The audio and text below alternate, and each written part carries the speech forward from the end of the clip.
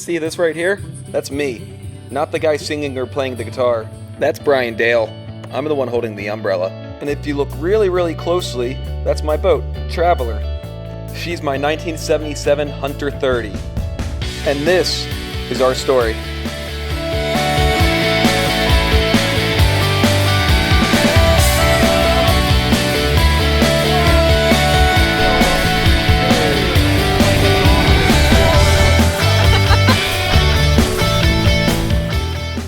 Life is the party. And this is PartyOnTraveler.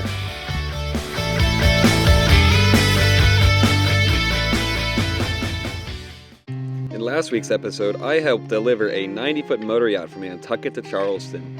And this week, I will be returning to my boat after 2 months away. Yay, my truck is still here. And she's filled up with water. Not yay. Boo. Just had to give the old girl a good old jump. It is raining in Fort Lauderdale. Getting my truck was not very smooth. Battery was toasted. Good Samaritan gave me a ride over to get a new battery. And then I've been running around errands. And now I am leaving to drive north on 95 with intentions on heading back to Myrtle Beach, South Carolina to drop my truck off, to hop on another airplane, to fly back to Fort Lauderdale, to hop on the train to Miami, to fly from Miami back to Grenada, and be reunited with Traveler after 2 months away. This is not fun at all! Alright, I am pulling into my cousin's house in St. Augustine, and that was not my favorite drive ever on earth. It was non-stop rain, the on and off the entire time on 95, and I don't like driving, and I don't like driving in the rain, and I don't like driving on 95 in the rain. Trifecta of things I don't like on land. Good morning, I am getting underway. Drive the rest of the way home. And 1 hour to Charleston, then 2 hours back to the dirty Myrtle. Just like that, I'm back in Charleston. Less than 24 hours later, yay. And right over there is the entrance to the harbor that we came in on the boat yesterday, or 2 days ago. And right there is the bridge. They say that if you don't take a picture of the bridge in Charleston, you never really dare. I am about to hop on a train, hop on a plane, and then I'll be back to Traveler in Grenada. So, long day of travel, flying out of Miami, so it's about an hour train ride to get to the airport, and then a 4-hour flight, and then I'll be home. Yay! Miami International, 1 hour till I board.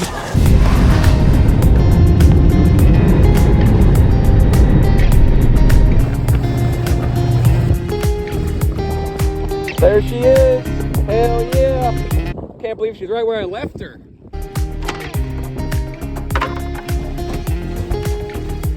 Oh lordy. A little disappointed in myself when I left. I kind of left in a hurry, and I was like, oh, I'll just deal with it when I get back. And now looking in Traveler and realizing this is what I'm going to be doing the next probably 48 hours, making her livable again. I chucked everything up in the V-berth because I did not have time to find proper homes for it. So I'm gonna be very busy, but huge shout out to my besties on Shampkina.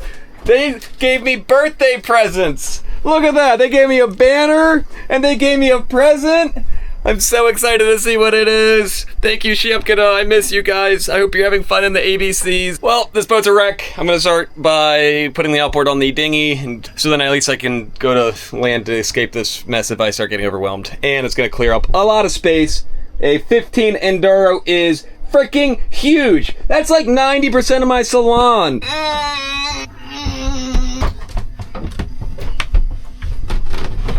I lost a little bit of strength being back in the United States. All right, now time to flip this thing, see if we can inflate it, and kind of go from there.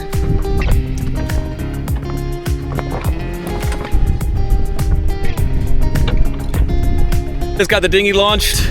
My leak got a lot worse. It's actually leaking in 2 spots now. I can hear the air coming out of this little hole and then another little hole in the bow. I'm priming the outboard right now. Let's see if the dinghy will start up, and we'll see what happens. Woohoo! Yeah, buddy! Great news! I'm intercepting my besties!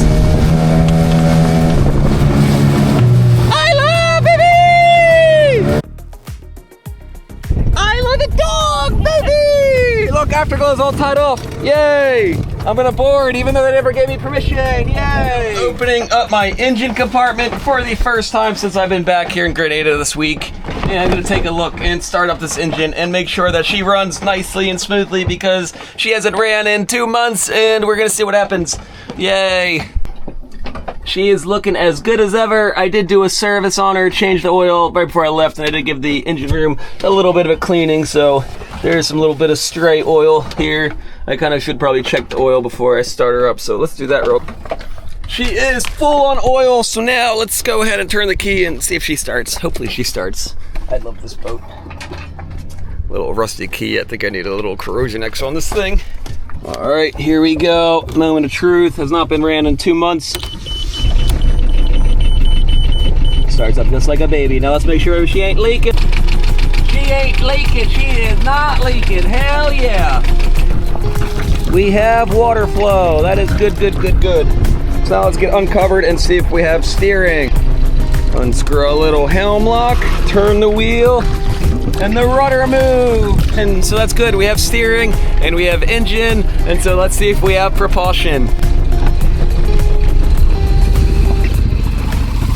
I think we're moving. Not really fast. We have propulsion, so we are gonna go get off of this mooring ball and go anchor somewhere over there. Andrew from Afterglow is gonna come and help me move just because I haven't ran this engine in 2 months, so I just wanna make sure it's smooth getting over there and don't have to worry about like losing propulsion halfway across this anchorage and drifting into some other boats. So we'll give it a go. I'll check in with you guys once he gets over here. I'm just gonna let this engine warm up a bit and make sure that we don't have any issues before we even pull the hook.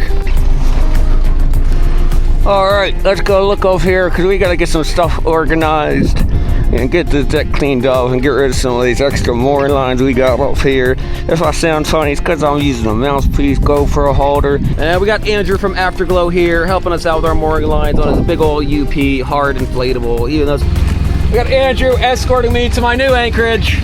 My bottom is so dirty, I haven't cleaned her yet. It's been too rolly in here to risk jumping into the water. And I panicked for a second because I was at like 2,000 RPM and I had 0 forward momentum. What's up, guys? Good morning. I am still here in Grenada and I am about to finally get into project mode. I am about to slice open my deck, hopefully get my foresail back up. But I've got some soft spots on my deck that I need to sort out and address. So we'll be starting to slice open the deck, let it dry out for the next 24 hours, and then start fiberglassing tomorrow, I guess. Woo, fun, fun. All right, about to make the first cuts. Here we go.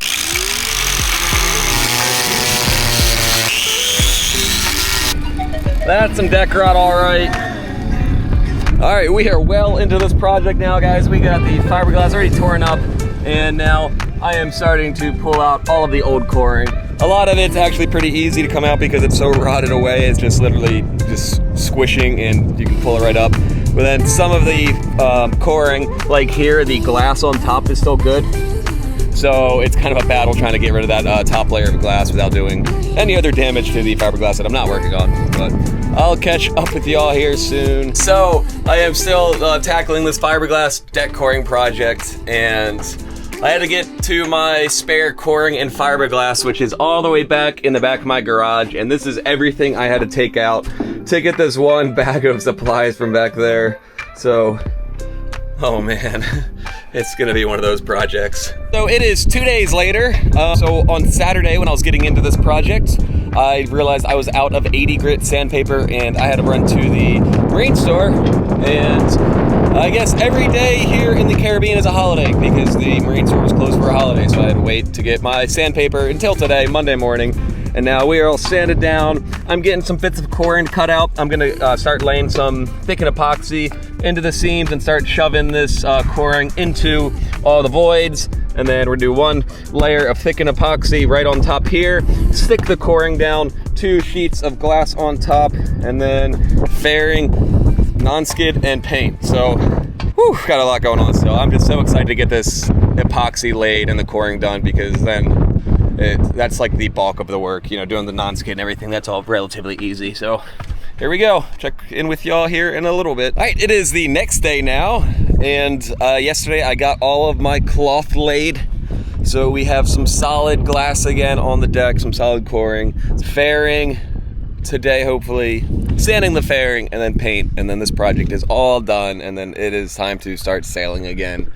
I am so excited. I was doing my sanding project and I realized I was out of 80 grit sandpaper, and I went to go hop in my dinghy to run to the marine store, and I was completely out of gas.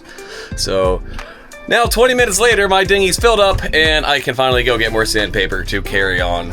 Hopefully gonna be doing some fairing today. Andrew picked me up and we are going on an adventure. Okay, bye. All right, we are loaded in. We're going on an adventure, right, Jeff from Joco? Yeah. I'm riding in the trunk. Yeah. What? Yeah, right. In next week's episode, I tried to find balance in between boat projects and exploration, between wrapping up these boat projects and exploring one of the most beautiful rainforests in Grenada. And if anybody here wants to be the most stylish people in town, the Traveler merch store just dropped. The link will be in the description, as well as a link to my new Patreon for if anyone wants to support Traveler and myself further. And if you guys haven't already, please like and subscribe.